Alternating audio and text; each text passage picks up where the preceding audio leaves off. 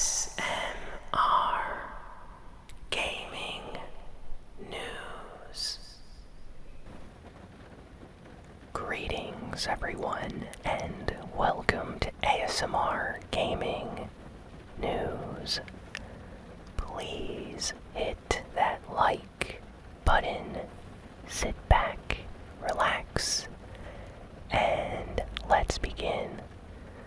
So first piece of news this week is for the Nintendo Switch Labo VR set. So apparently Nintendo this week announced that Super Mario Odyssey and The Legend of Zelda Breath of the Wild, two great Nintendo Switch games, would be getting Nintendo Labo VR support coming the 25th of April, so in just a few weeks.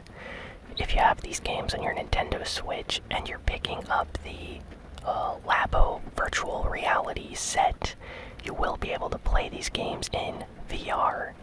Now, it's not going to be the entire game. From what I heard, according to this statement released by Nintendo, they are going to be releasing special mini-game modes in these games.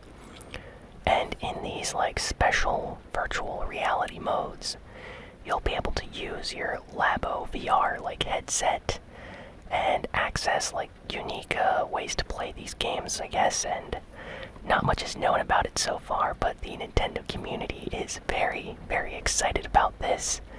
And yeah, this is actually a big surprise to a lot of people, just because no one expected Nintendo to actually deliver on updating older games that were previously released on the system with new features for a VR device like the Labo. So this is pretty cool, and I wonder if they're going to be doing this with more games in the future. Hopefully they do, and hopefully this is really cool, because so far no one has actually been able to try or test this out yet. So I can't wait to see how it actually looks and plays. Hopefully it's good, but this is a pretty big deal, especially for Nintendo fans.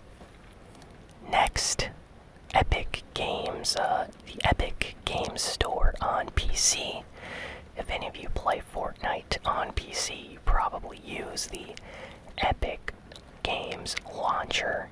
And this Epic Games Launcher also serves as a store for games that Epic basically puts on their storefront to sell to their customers, similar to Steam and other, video game companies that have their own platforms to sell you games on PC.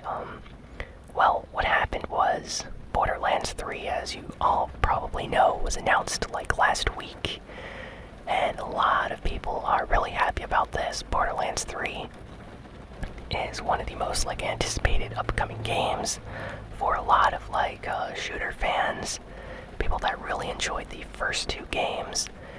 Well, on PC, Epic Games has gotten exclusive rights to publishing Borderlands 3 on PC. So what this means is, if you play on PS4 or Xbox, this doesn't really matter to you, because you're going to be able to play Borderlands 3 just like you play any other Xbox or PlayStation 4 game.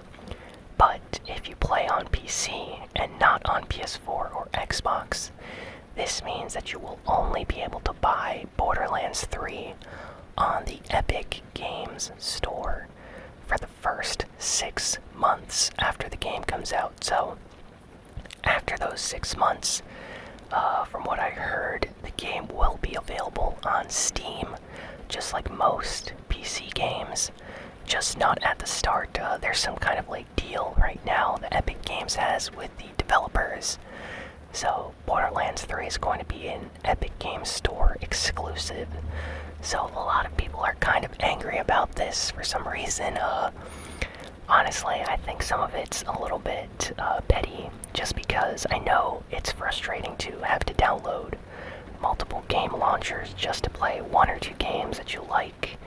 But on the other hand, Epic Games is trying to get other game developers to put their games on their store. So if they have to pay money, get some kind of deal going that can benefit both the Borderlands 3 developers and Epic Games, I feel like this could be a good thing for both of these companies. So honestly, I know some people are angry. It's a really big deal right now in the gaming community, but I think it's okay. I get both sides of the argument. Some people are saying that they just want the game on Steam. They don't like how Epic Games is trying to steal this exclusively for their platform. You know, so you can only get it on their launcher if you're on PC. On the other hand, they're trying to remain competitive, you know, in the gaming community against Steam and all the other game companies, you know, that try to sell games on their platforms and stuff like that. So it makes sense for them to do this, and honestly, I personally don't think this is a really big deal as a lot of people are making it. But yeah.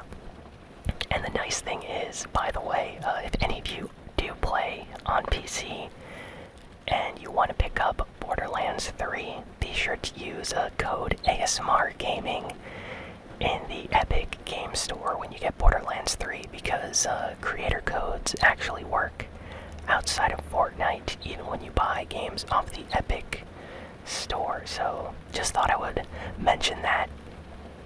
Anyway, let's get on to the next piece of news here, which is related to Fortnite. So something really unique happened this week. Epic Games released like an update to Fortnite, and they completely banned on PC stretched resolutions from Fortnite competitive play, like arena game modes and tournaments.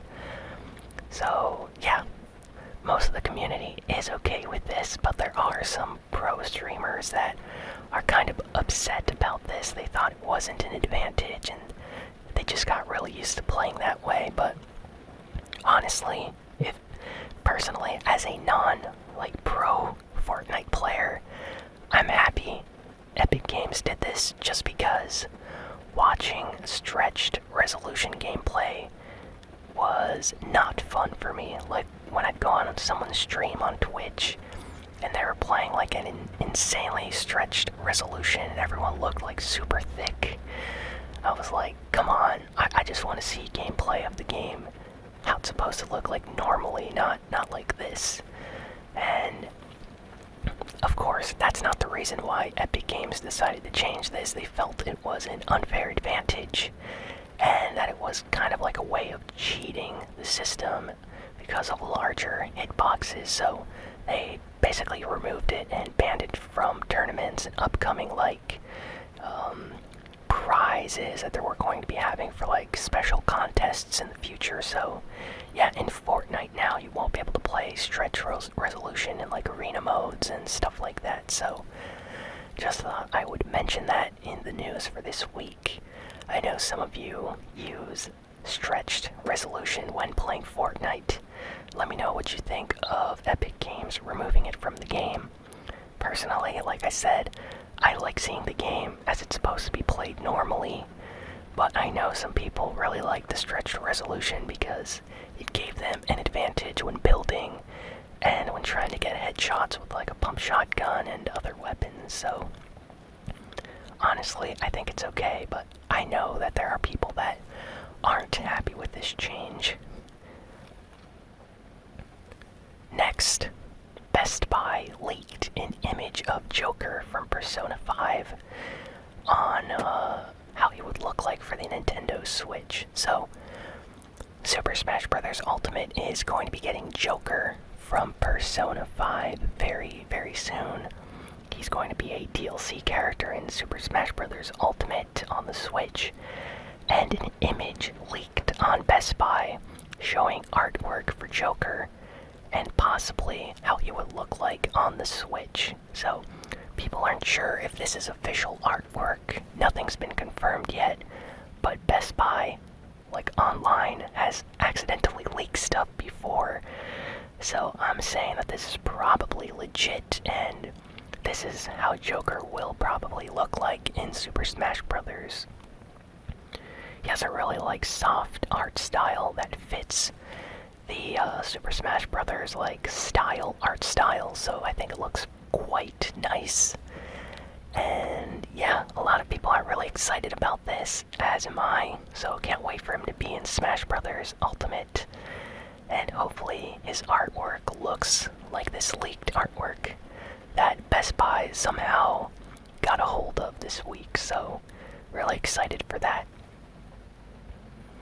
Additionally, Best Buy also leaked a bunch of other Nintendo things this week. I'm sure Nintendo of America is angry with Best Buy, but Best Buy put up listings for upcoming Nintendo Switch games. So check this out. Persona 5 coming to the Nintendo Switch. Metroid Prime Trilogy is coming to the Nintendo Switch. And Legend of Zelda Links to the Past is coming to the Nintendo Switch. So A Link to the Past is considered to be one of the best Legend of Zelda games, at least from the 2D era of Legend of Zelda games, on the Super Nintendo. Really, really good game. So apparently that's coming to the Switch. Metroid Prime Trilogy is coming to the Switch. So, wow, lots and lots of great games. Hopefully these Best Buy leaks are real. Usually when Best Buy lists games that are going to be coming out, they end up actually being true. So people are really happy about this, especially the Legend of Zelda A Link to the Past, because of just how famous that game is and how much people love it.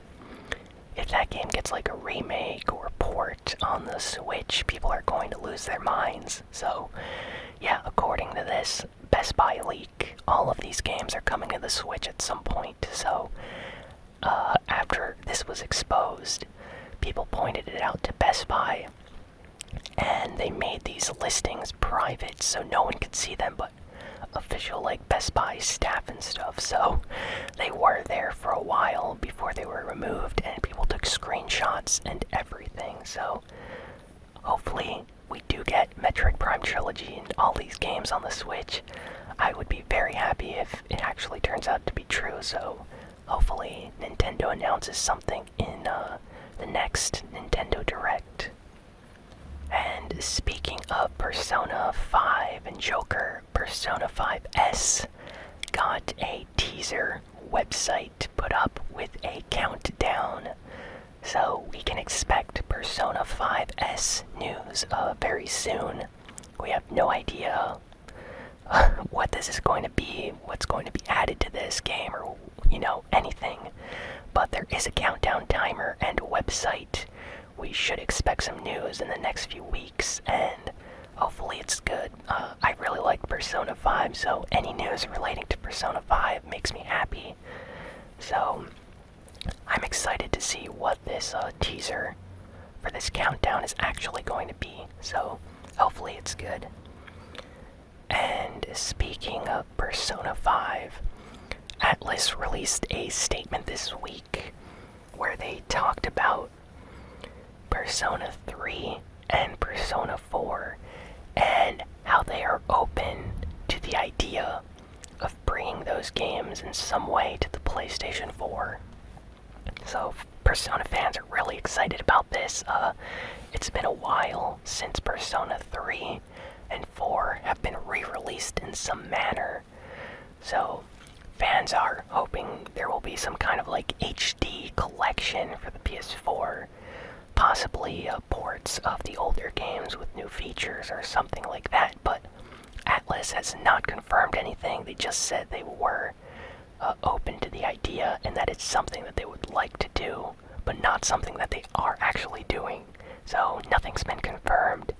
They just mentioned this and people took it as meaning they are actually going to be doing this, but I'm hoping that they actually do release older Persona games on the PS4 or possibly on the Nintendo Switch, just because I think more people need to play those games, and if they release on newer systems, then it has a larger audience that is able to access the games. So I think it's just good for everyone, and hopefully Atlas actually does do this. So I'd like ports of most of the Persona and Shin Megami Tensei games, to be honest, but I don't think that's actually going to happen, but I hope it does.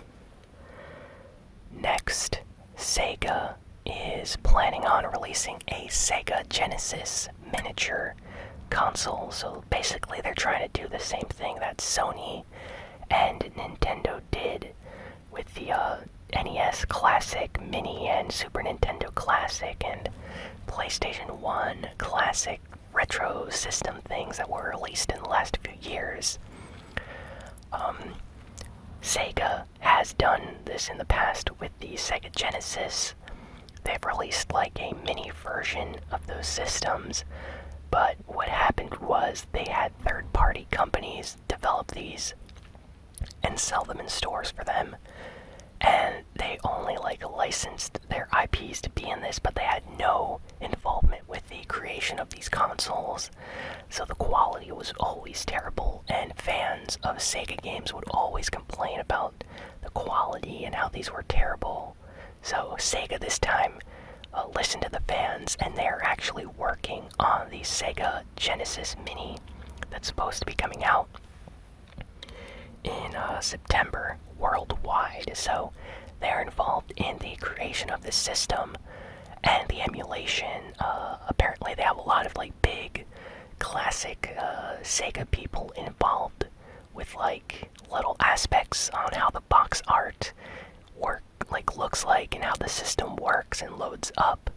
Yuzo Koshiro, one of the famous musical like composers for Genesis music, he is actually working with Sega to create the menu music for this system, so it's probably going to be very, very good. So there's a list of games that are going to be on this, a lot of them classic Sega Genesis games, and yeah, fans are really excited.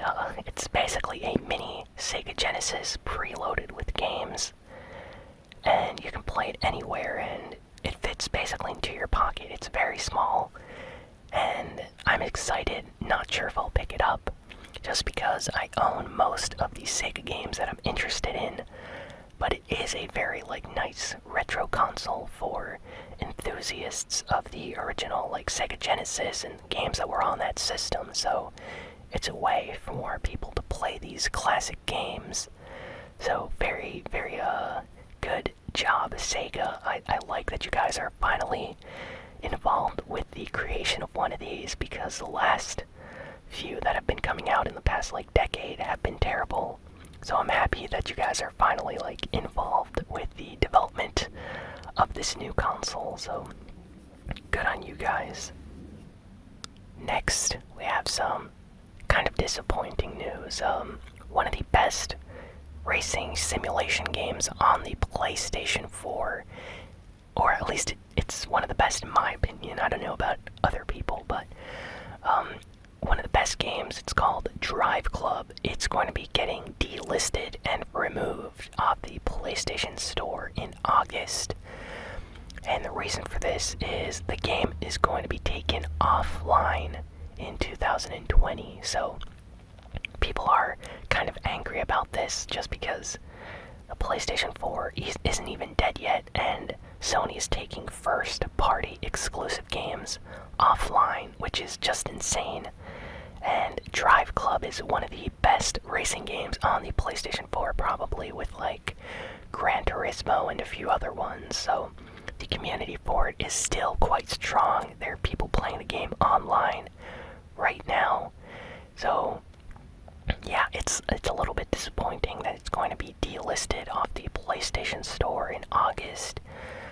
There's been a lot of backlash after this announcement this week, so hopefully Sony realizes that fans really like this game and decides to keep it up for a few more years or something, because honestly it's kind of crazy how they're just going to be pulling the plug on such a big game, and it's not even losing popularity or anything. It would be like them taking Gran Turismo or Rocket League offline, or Uncharted 4, games like that are still, fairly new on the PlayStation 4 and their first-party exclusives. So, yeah, not a big fan of Sony doing that, and a lot of people let them know their opinions about it this week, so this reminds me maybe I should play some Drive Club here on the channel. It would be a nice, relaxing video, but yeah, definitely check out Drive Club if you have it on the PlayStation 4, or download it if you're interested before it gets removed off the store and taken offline next year. So, Bethesda's Todd Howard confirmed this week that two of their biggest upcoming games, The Elder Scrolls 6 and Starfield, would be skipping E3 this year. So, two of Bethesda's biggest games that people are really anticipating are not going to be shown or talked about at all at E3 this year. So, this is confirmed by Todd Howard. I'm sure all of you are familiar with Todd Howard. But yeah, some people are kind of sad that not even the upcoming, Elder Scrolls game is going to be shown or talked about at all. But I assume that's because these games are still a long ways off and there's just not a lot to talk about right now. But hopefully the year after this one, they might have something to show. So keeping my fingers crossed for that. Lastly, this is actually kind of surprising news. Hyper Light Drifter, a quite popular, famous indie game that came out a few years ago. You might have heard of it. It released on the PC, Xbox, and PlayStation 4. And last year it came out on the Nintendo Switch. So basically everyone got the ability to play this game. It's available on all platforms, and it was a big success at the time. It got a lot of good reviews. I think it won some awards, Game of the Year awards too, from certain websites at the time. It's considered to be one of the better indie games from recent years, up there with Shovel Knight and a few other ones. So what made this unique though this week was the creator for Hyper Light Drifter got into contact with the Netflix creator of the Castlevania TV series or show that's on Netflix. Really good show, by the way. Check out the Castlevania animated show on Netflix. Really good. But that guy is working together with the Hyper Light Drifter creator, and they're going to be making an animated series for Netflix based on this video game. So a lot of people are kind of surprised by this. It's not every day that an indie game gets an actual animated show based on it. But yeah, they are working together on this project to create a show for Netflix. So fans are excited. People that like video game shows in general are excited about this. And yeah, there's no trailer right now or any other news. It's just they are working together and they're going to be making a show. So hopefully we see something in the next few years based on this, but I assume it's going to be very good just because of the Hyper Light Drifter art style is very good for cartoons. So I think that style of animation is going to transition very well into an animated series. So we'll definitely check it out once it releases. And I'm really happy that both of these guys are working together now. Anyway, that is all the news for this week, so I hope you all enjoyed watching or listening to this ASMR Gaming News video. Please be sure to like, comment, share, and subscribe. And I'll be sure to have a new ASMR Gaming video out very soon. By the way, if you want to help support the channel, go on over to patreon.com/ASMRGaming, and with as little as $1 a month, you can help support the channel and make videos just like this one. So definitely check that out if you can. And yeah, thanks again for watching, and I will see you all next time. So long.